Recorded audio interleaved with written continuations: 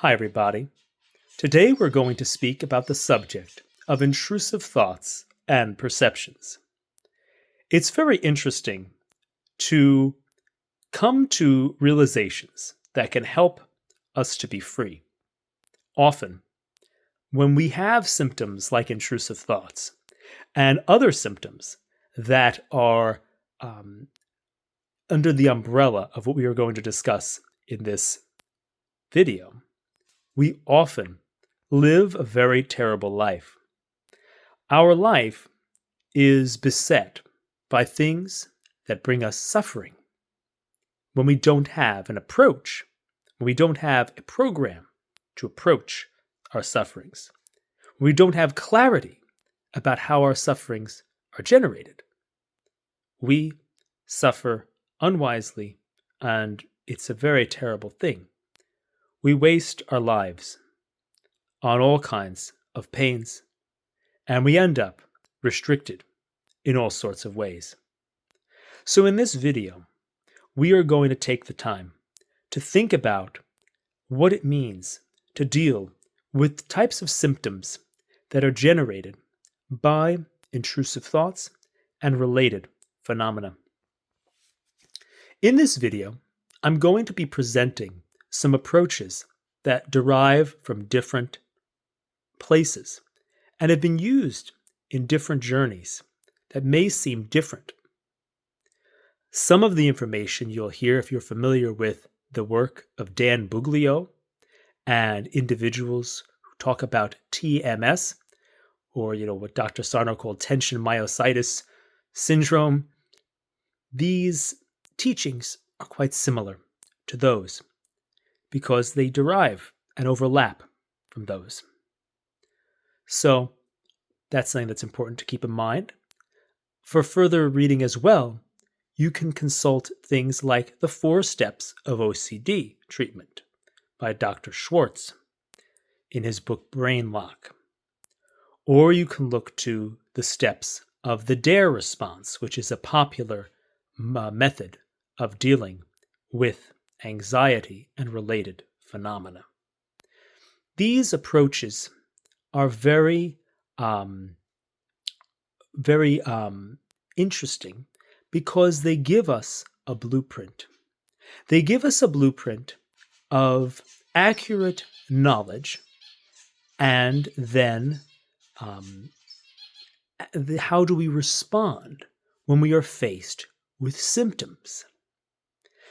By having this program, we can have a new lease on life, because without it, we become trapped in reactive loops that keep our brain stuck and even our body stuck in reactive situations.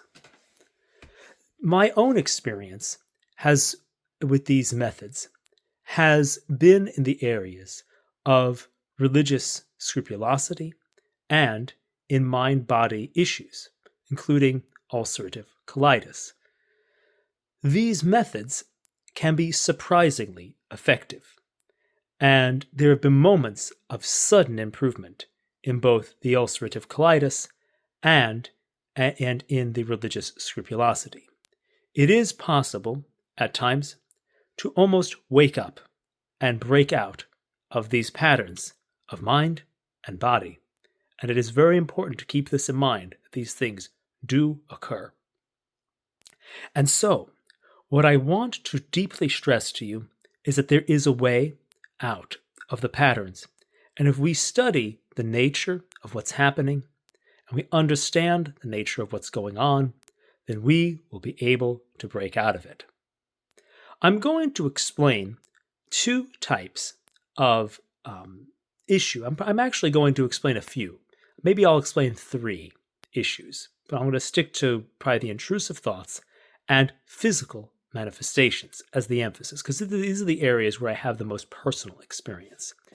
And when we do that, I'm also going to bring up some different pointers to remind us how to hold these ideas in harmony with our faith so that we don't run into the problem of doubt. Because doubt is the essential problem. When we think, when we don't have a clear understanding of what's happening. When we doubt that we think, oh, maybe I really have a problem, or maybe, if you're having an OCD-ish, religious OCD-ish thought, maybe I really did sin. Once we start to really go back to the medical or confessional model, so to speak, we end up losing touch with the methods that will give us freedom. And it's very important, of course, we shouldn't deny medical things, nor should we deny that sin exists, because what we need to do instead is understand how this new approach, this mind-body understanding, connects to sin and medical phenomena. Both the phenomena of the soul and the phenomena of the body are also subject to the phenomena of brain. The brain is there and it can make trouble in both of those domains, and it can give the appearance that there's something wrong with your soul and something wrong with your body. But it's very important to realize that there's nothing wrong with your brain. It's simply that in our fallen human nature, our minds run away with us. And we're going to see this in a number of different ways during this video. I'm going to begin by the description of religious scrupulosity. In many videos, I've already discussed this phenomena, and I've discussed how it can bring about a great deal of distress in people's lives. Religious scrupulosity is basically the result of two parallel processes. One is amplification and one is rumination. And these things attach themselves to the ordinary phases of consent to sin. Sin begins in the phase of suggestion. The idea comes into our mind. Let's say we think of somebody. I think of Bob stole money from me. The thought pops in my head. And then my appetites rise, and then I feel that anger. So suggestion, delectation is the old Latin word, like a liking of the thought comes up. Then there is consideration. Then there is consent. There are other phases, but like developing a habit of sin, being bound to sin, there are other phases downstream. But the main things that we're focused on here is, suggestion. Then you have the appetites move and like it. Then you might consider it. Maybe I should punch Bob in the face because he stole the money. And then you consent, I'm going to hit Bob in the face. And then you may act on it. So, whether you act on it, you consented to it at that consent phase. Sin happens when you fully consent to something, or when you consider something that, let's say there's a strong, you can't consider impure acts, really. You can't. But so whenever you really, really consent is really where it happens. So it's really about, did I consent to this? Or did I put myself at such a near occasion of consent that, but those are technicalities. The real thing is, when you are dealing with scrupulosity, you're only in 1 and 2. You're not in 3 and 4. 3 and 4 is consideration and consent. That's the bad neighborhood. The neutral neighborhood that means nothing is suggestion and delectation. Like the appetites are moving and hitting it. What happens with scrupulosity is that because you're so afraid of sin, you have an amplified, fearful response to the appetites moving toward the thing. So I say, I hope I don't, not a terrible person that would want to beat up Bob for stealing the money. Okay, so then the thought of Bob stealing the money comes in, the appetite of anger rises, then you say, oh no, I'm consenting to it. And then it kind of, then you think you've consented to it. Then you say, did I really consent to it? And then you start to ruminate. All that's happened then is that you've amplified the first few phases. You have not done real consent to these things. And it looks like you've consented because as you get better, unfortunately, at being scared of this thought, what happens is that when the thought of Bob and the money comes into your mind, pops into your mind, and the appetites move, and you say, oh no, I consented, and you flinch at it. And what happens is, because you're so scared, it launches the the amplification of the fear launches the thought into your mind in such a way that the appetites, it like kind of bashes into your mind. The appetites really hit it, and then it feels as if you consented to it. And this is what St. Francis of Sales talks about as apparent consent. Then you wonder, I've sinned, I'm going to go to hell, I'll never get over this. So then you go, rumination. Then you're always afraid, and you're going around. And then ultimately what's happening is, as this is a rough neurology of this, it's not very accurate, but it can be useful. It's almost like the emotional center in your brain, the midbrain, is on because you're so afraid. And so then the frontal cortex is off, and you can't come to a certainty then because it's like you're so scared of all these things jarring you that you're afraid of, that then you can't even come to certainty about whether you've consented to the sin or not. So the more scared you get, the less you know whether you're safe, and so it becomes a vicious cycle of amplification and rumination, and life becomes very unhelpful. And so the question is, how do we get out of this thing? Well, it's by knowing this. Because once you understand what's happening inside your mind, accurate knowledge is mostly the cure, because what's happening is that, as Dan Buglio says, fear is the problem and safety is the solution. Or another way of saying it, you have to realize there's nothing wrong. You have to know there's nothing wrong. Understand that there's nothing wrong. It doesn't necessarily mean you have to emotionally feel that you're safe. You have to realize that there's nothing wrong with you. And once you realize that there's nothing wrong with you and you're not committing sins, then it's not important. And you understand that you will know the truth, and the truth will set you free. That's how it works. You don't want to, it's not about it's not really about forcing yourself to believe this. It's just realize that this is what's going on inside you. It's not that you're sinning, and it's not that you're crazy, and it's not that there's something wrong with you. This is just fallen human nature. It's gotten tangled up. There's nothing. And even if we want to say, oh, so you have OCD, OCD is still saying that all these things, we want to think of any condition that we are in as something that we are habitually doing. It's not something we have, it's something we do, but it's something we do so habitually that it seems like it's part of us. We want to understand anything that's going on in our mind, like, and I'm not saying that people don't meet criteria for disorders or whatever. I'm not going into that whole discussion, and I'm not even making this is not a clinical video in any way. But any type of thing we're going through is like a cyclone or like a hurricane. It's any type of feeling or thought. It's like there's not an essence to it. Like, in a hurricane, there's like that eye of the storm where there's nothing in the middle. But there's all this stuff whipping around. So it's like all this stuff that's happening seems to make a solid thing. But really, this is a pattern. And because once we understand how the pattern is operating, we then are no longer scared of it. It's also similar to watching the special features on a horror movie. Like if you watch how they made the special effects and they throw ketchup on the zombie or whatever, you then are not as scared when you see the movie, when you know how it's made. Once you know how your mind is making scrupulosity, how it's making these amplifications, then it becomes clearer. Because this also makes, when you have amplifications of phenomena, like, so for example, I'm afraid that I'll be attracted to this person.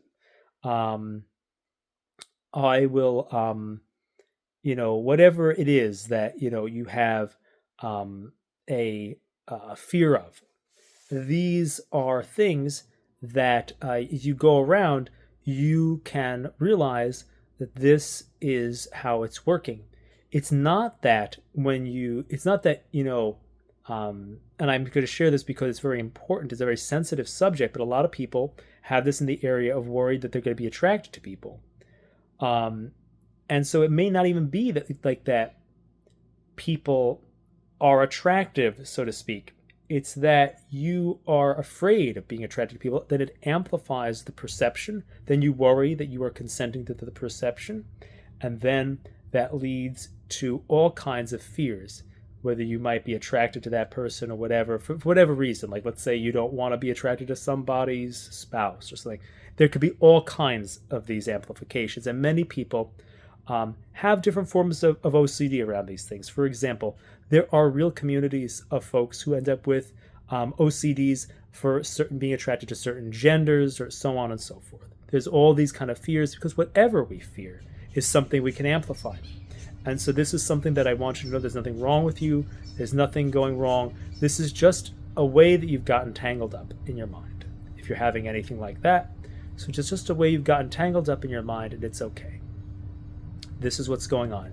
It's just understand how these amplifications and ruminations are going on in your mind. That's what this is.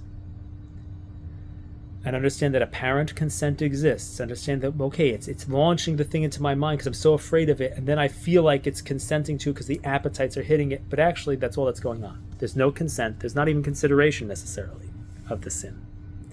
So you're okay. That's usually what's going on. So, and of course, it's good to remember the 3 criteria for mortal sin: full, sufficient reflection, full consent to the will, and grave matter. So a lot of times these things will not meet the criteria of full consent, especially. That's because really what we're talking about is levels and phases of consent, and that's really one of the ways that we're trying to get out of that thing. Now, how do we deal with this? So one thing is accurate knowledge. And I've spoken about this before. This is kind of like, I've used symbolic elements to think about this before in the past. And these symbolic elements are borrowed from from karate disciplines. One is the dragon, and one is the tiger. And the way that we think about accurate knowledge, which is what we just discussed, is like the dragon that floats around in the sky. He is above it all. You have accurate knowledge of what's happening. And a lot of times that's enough to go beyond the symptom, because once you know what it is, you get set free from it. The other element is what we might call the tiger. And one way that I'd like to think about the tiger today, which I'm going to talk about it a little bit differently, and I'm going to directly link the dare response into this today, because I think it's helpful. Because in the dare response, it gives us some attitudes. And we have to understand that mindset and attitude is the essence of this recovery. On one hand, accurate knowledge is key. On the other hand, our mindset is important, the attitudes we bring to our symptoms and our flare-ups. And it's amazing the difference these things can make, even on physical symptoms. And we're going to discuss this very clearly right now. Dan Buglio speaks about these things a lot on his channel. On many of his guests discuss this as well. But it was interesting I was learning about different techniques that were involved in treatment of panic attacks. And then I was also listening to the approaches of Dan Buglio for dealing with TMS, which is a type of, which is a broad term for a brain-body phenomena that affects many types of illnesses in people. And it was interesting looking at these videos because there was a great overlap between what he was saying and what I was hearing in the anxiety training type stuff that I was listening to. And this was fascinating because it shows us a great truth. For example, one of the things that can really set off a panic attack is the interpretation of the sensation of panic, which says, I'm having a heart attack. Once the heart attack is believed in, the way that the mind works is to generate more panic, which then feeds the idea that there's a heart attack, which then in turn generates more panic until the person truly believes that they're dying. This is a vicious cycle. And it's interesting to realize that there is a parallel between this type of cycle in the panic attack and actual illnesses, and actual illnesses that we could term as brain body. The reason why they're brain body or mind brain body is because there are real pains, real symptoms, real bleeding, real events that are going on in the body, but they are deeply influenced by the way our attitudes and our approach is, because our attitudes are depressing the functioning of the natural capacities of the body to rest, digest, anti-inflame, and so on and so forth. By believing that we have a heart attack, for example, by believing that the sensation of anxiety is a heart attack, we create more anxiety. And similarly, by believing that ulcerative colitis, for example, is a serious illness, we continue to bleed. We continue to avoid foods. We continue to we flinch at the foods. We flinch at the symptoms. We flinch at this. The more we believe in the disease, the more the disease gives us the more the disease just keeps taking off. Just like the more I believe that my panic attack is a heart attack, the more solid I make that heart attack, the more medical I make that thing. I'm transforming a dynamic process into a static process, and therefore making it more solid in my life, rather than allowing the dynamic process to fizzle out by non-reactivity. And again, the way we make the process fizzle out through non-reactivity is by accurate knowledge, and then by taking a number of steps. We gave the introduction to this, by saying, the DARE response, is one of these things. And these steps are, number one, the D is defuse, and that's by saying, so what? Having an attitude that Dan Buglio calls, or that he included this idea of being unbothered or indifferent. So we say, so what? So what? And these are things that are taught by another guy, but Dan Buglio mentions these terms as well. So what? That's the attitude we want to have. Or the next attitude is A, in the D-A-R-E, is allowing. We say, okay, symptoms, you're allowed to be here. And R is a very important thing in the DARE response. It's run toward. It's to want more of the disturbing phenomena. Now, this is a critical thing for people who are going through religious OCD or intrusive thoughts related to sin. If we are having improper thoughts of any kind or sinful thoughts of any kind, we can't expose ourselves directly to that. Instead, what we have to do is we have to desire the disturbance. It's perfectly licit to say, I want to feel disturbed. I want to feel grossed out. I want to feel like my head's overheating. I want it. I want more. That's how we do it. We have this attitude of running toward the disturbance, because we spend all this time thinking, I hope I don't have that. And we're flinching at everything. Instead, we're like, yeah, come on. Make me disturbed. Come on. I want to be crazy. I want to feel crazy. Come on. And you don't do anything. You don't do stuff to make yourself disturbed. You don't think about clowns to make yourself scared or something. You're not doing something. It's a direct desiring, a direct willing that you be disturbed. Sometimes we could be like, come on, brain, come on, do it. Come on, make me upset. It's Arnold Schwarzenegger in the original Predator. Do it now! Like he's yelling that he wants the alien to attack him.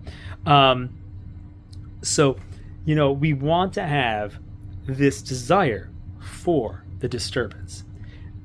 If you have even a physical symptom, like an ulcerative colitis, desire the sensation of bloating, desire the experience of feeling like you have to run to the bathroom, desire it. You have to want the symptom. You have to want to have bad symptoms. You have to want to have whatever it is, whatever symptom you have. You have to want the back pain. You have to want whatever it is. You have to want this. And ultimately, the goal is the last thing, E in the DARE. D, defuse. So what? A, allow. This is allowed to be here. R, run toward. More of this. But E is the whole key to it, which is to engage with life, to live the life you would be living without the symptoms. You don't live a life in or around the symptoms. You don't spend excessive time talking about the symptoms. It's fine. Don't get scared of talking about the symptoms either. But you don't spend all this time talking about the symptoms and doing all these things with the symptoms and all that, trying to cure the symptoms. It's about living a life that you enjoy independently of the symptoms. Be who you would be without them. And that's the key to the whole thing. Because you don't want to distract from them, you just want to live. Because if you're trying to say, I'm gonna, distract myself from this, no, you're still avoiding it. Just you want to just live. It's not about reacting. It's about that response. And I like this image. Again, I'm trying to review this. You have accurate knowledge is the key. You have to know that you have to understand that, like if it's the scrupulosity, you have to understand how it's made. If it's a mind-body condition, you have to understand how it's made. You have to understand, like, this is not like, just like, and I use those two things. I use that phases of sin thing for thinking about how the scrupulosity is made. I use that panic attack analogy, and you can use the colitis analogy as well. There's that sense of like, okay, like I think like I'm having an intestinal symptom that then I say, oh no, I have a disease, I have a terrible disease.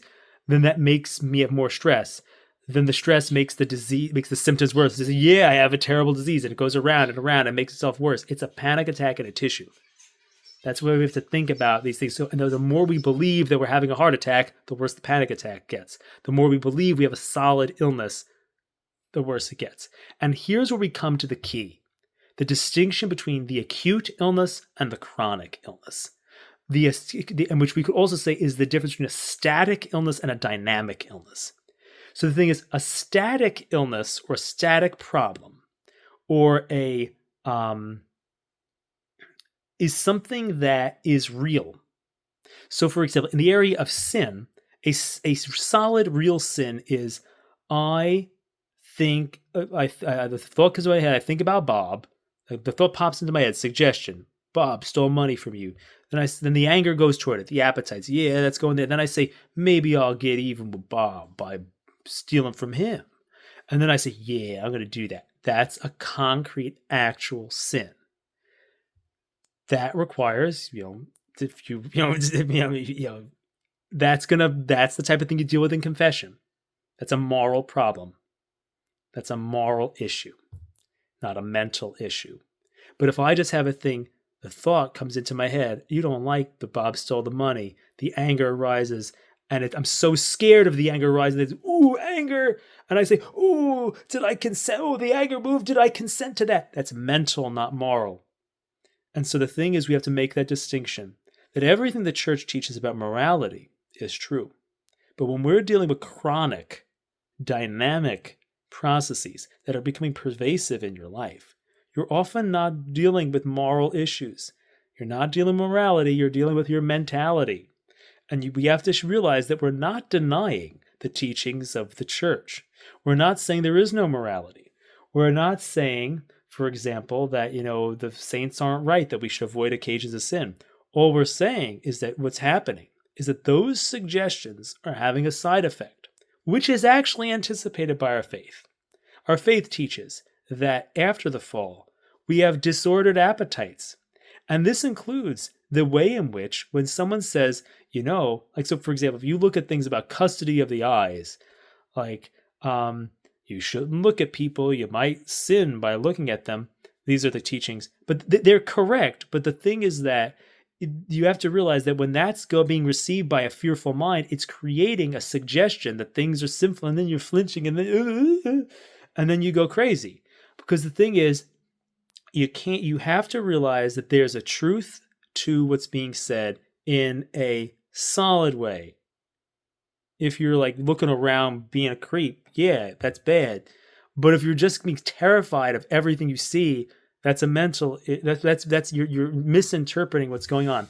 It's basically like reading. That's like reading the fine print before a medical procedure. You're just going to freak yourself out.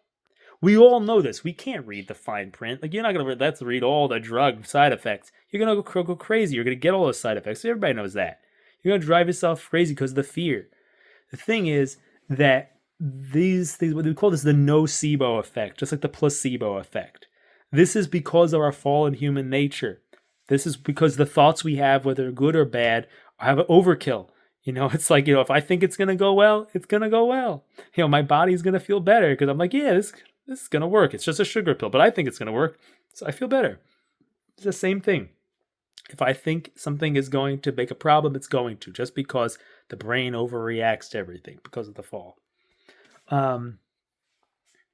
So let's just take this a second. Because the reason why I'm bringing this up is because so for example, there's principles in moral theology or Thomistic ways of thinking about the mind. Like whenever, like, let's say the object is anger. Whenever the appetite receives the object, its proper object, it's moved or something. So, for example, like if I have a problem, an obstacle, or an enemy appears, the appetite moves to defend me. That's true, but the thing is, like, that's a principle that we have to qualify, because when we have this belief can kind of predispose us to thinking, oh, like, if I see somebody, I'm always going to be attracted to people of, the gender I'm, attracted to, that's going to be, like whatever the person is, it's like they're going to think that that's what has to happen. There's a suggestion that's attached to this general principle that makes a mental problem out of a general principle. So I'm trying to say here, the reason why I'm saying this, it may not be completely clear yet. The reason why I'm saying this is because all the things that the church teaches are true, but it's the same thing as like saying that there's a real medical discipline. There's a real moral discipline, which is the church's teaching, all the things St. Alphonsus says, all the things. That's true. It's the same thing like if you look at a really solid, normal doctor, what the doctor says is true, a really great physician, it's true. But a lot of these things are about acute issues. These are not talking about brain-body problems. And we have to understand that we're not denying medicine by saying that there are brain-body issues as well. We're just describing some other types of phenomena in addition to the mind, in addition to just bodily things. So, for example, in the case of medicine, it is very easily illustrated because let's say I get punched in the back. I may have back pain, but I also could have back pain that's based on like I have stress and my back gets tight and I say, oh no, maybe I broke my back, and then I don't move my back, and then I like start compensating, and then I'm afraid of the pain, and then I get tenser because I'm even more afraid of the pain. So that, see, it doesn't mean that there aren't punched backs because you can freak yourself out into a back pain that becomes brain body. It doesn't mean there are no sins because you can freak yourself out into like amplifying these apparent consent things. It's basically this understanding of trying to understand what's going on in your specific case and being able to discern between those and realizing that people who are really going through things, it never helps us to freak out, because then even if we do have an actual sin, we will create all these other effects of it. Even if we do have an actual punch in the back, if we're freaking out about that, we'll create all these other effects. Freaking out never helped anybody is something that Dan Buglio frequently says. This doesn't help us. So this is something that's really important, because if we, one of the things that destabilize us in this approach is when we go back to reading Catholic sources of morality and we go back to reading the things. It's like going back to reading a medical textbook. It's true. It's true. All the stuff that the moral teachers, St. Alphonsus, is saying is true, just like a medical textbook is true. But you're dealing with brain-body stuff. You're dealing with brain-mind stuff, not sin-mind stuff or not real body stuff. It's like there's these much more complex processes that are going on. So the important thing is to realize that you don't need to argue with the tradition of the church. You don't need to argue with the medical establishment. We need to understand that we're kind of fleshing out another area, another way something is working. And once we understand that this applies to us, we don't have to then say, okay, I have a different opinion than Alphonsus, I have this and that. No, you don't have a different opinion. There's just a type of progress in the sense of we understand something scientifically in another way. And now we've integrated this with the Catholic faith. And it's just like we can integrate this with medicine, because it's just understanding that, hey, in addition to acute things, there are chronic things. In addition to bodily things, there are brain-body things that are interconnected with the mind. It's the same type of thing. In addition to that, there are moral things. There are things that are brain-mental things that are going on. I'm belaboring this process too much, but it's very important because we have to have accurate knowledge. And this is the approach. This is the key. I'm going to lay it out right now. The key is accurate knowledge. Understand that this is what we might call TMS. That's in all part of the TMS community. You can look at things. Dr. Schubner, Nicole Sachs, I think, is a person there. I'm trying to remember other names. Dan Buglio. These type of things are all interrelated. Things like the DARE response, things like the 4 steps of OCD. These are all interrelated resources. These things don't mean we negate medical problems in acute things. Like if you have a car accident, you can't just mind body it. But yeah, you freaking out isn't going to help you recover either. So the whole thing is don't freak out. It doesn't mean that we don't, sometimes consult with a priest, be like, hey, is this the right thing to do? It's not just like, oh, like it's not about just not worrying about anything like that. It's about realizing that there's other processes at work other than sin or medical injuries, and really understanding what those processes are. So that's the first thing. The next thing is having some steps to do when the brain is kind of rebelling against that, and that's the other big thing that's there. And so I want to just say it again, all together. The process that's kind of like that dragon floating in the air above it all, seeing what's going on, is accurate knowledge. Understanding how the symptoms, whether of scrupulosity or mind-body issues, are generated. Then there is, there may be a cure just from that because you know how it's working. You know there's nothing wrong with you. Then there is the next step, which is the kind of like based on the DARE response. And you can think of this as the tiger. And the tiger has 4 paws. The first paw is the D. So what? Say that's the attitude you might say to your brain. So what? You say that to your body. So what that it's there? So what? All right, my stomach doesn't feel good. So what? Or so what? I'm feeling like my brain is overheating, like worrying about something. So what? I'm disturbed by what I'm seeing or whatever. This is allowed to be here. That's allowed. Supply. That's the next thing. GA. That's allowed. And run toward. This is so important. That paradoxical intention. Viktor Frankl, he was a famous psychologist, applied this technique, which is also called paradoxical intention, running toward what we don't want. He actually applied this in. He was the Nazis came to take him away to the concentration camp, and one of the Nazis came to him, and he described this technique to the Nazi, and he was describing this, this case in which the idea is, let's say somebody is let's just say somebody is going they're going into social situations that they find themselves sweating too much. And Viktor Frankl gave this crazy technique. He says, try to sweat as much as possible. Try to sweat on everybody. Try to sweat as much as you can. And the interesting thing is the Nazi was basically kind of probably trying to get advice for himself, So he's trying to get advice for himself. And basically what he does is Viktor Frankl gives him the correct advice, and this advice was appreciated, and the guy let him live. But it's a powerful technique. It's a very powerful technique, because the more we want what we don't want, that is the pathway to freedom. Because there's no problem. Once you desire to be disturbed, it's over. Desire to be disturbed. And there's different ways, I'm sure, to kind of link this to prayer, to offer up sufferings and things like that. But just, run toward it.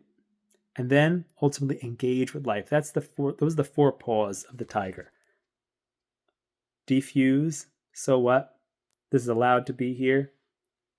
Run toward. Engage. So that's how we deal with this. Dragon, tiger. It's how we deal with the approach. And the whole thing is so powerful because it can take your life back. It can give you freedom from scruples, freedom to live your life with happiness. It can break you out of brain-body diseases. It can stop bleeding in your body.